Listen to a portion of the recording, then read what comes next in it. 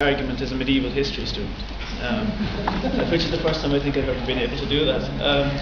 So, ladies and gentlemen, we had Ross and we had Connor here talking about the fundamental kind of opposition of Islam to Western culture and all the rest of it.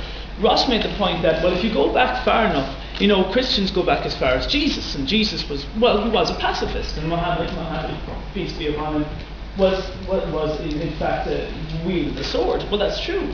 But the fact of the matter is that it's much more, it's not as black and white as that, ladies and gentlemen, because if you look at Christianity had a thing called the Church Fathers, who were very handy, ladies and gentlemen, at the time of the Crusades, you might remember. Hold on, no, sit down. Okay, Islam might be very rigid. But the fact of the matter is, Christianity is very flexible, and it's for that reason that we could deny Jesus and we could go and wage these wars whenever we felt like it.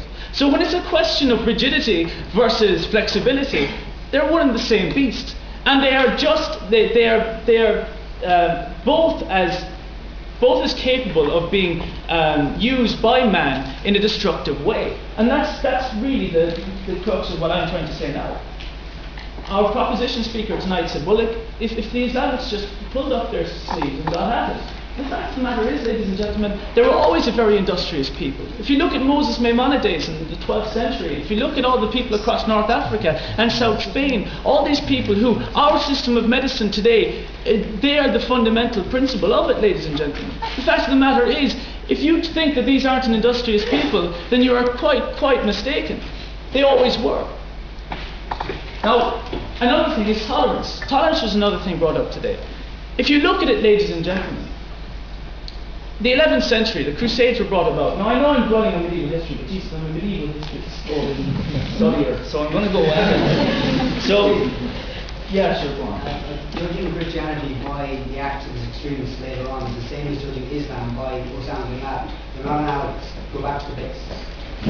The fact of the matter is, people do what they want with whatever documents that's there. I mean, not many people go back to the base Ross. They're not as always pedantic as we are, I mean, that's the point, The fact is, ladies and gentlemen, if you look at this, if you look at Islam, if you look at tolerance, when the Crusades came about, Jerusalem was held by the Muslims for a good 300 or 400 years. And it's very interesting to see that the only reason that we had a problem with that in the 11th century was because of economy. We couldn't go there and we couldn't reach the resources that we could get from Jerusalem. And it's the exact same thing, ladies and gentlemen, tonight. Because the fact of the matter is, what the war in the East is about is economy, ladies and gentlemen.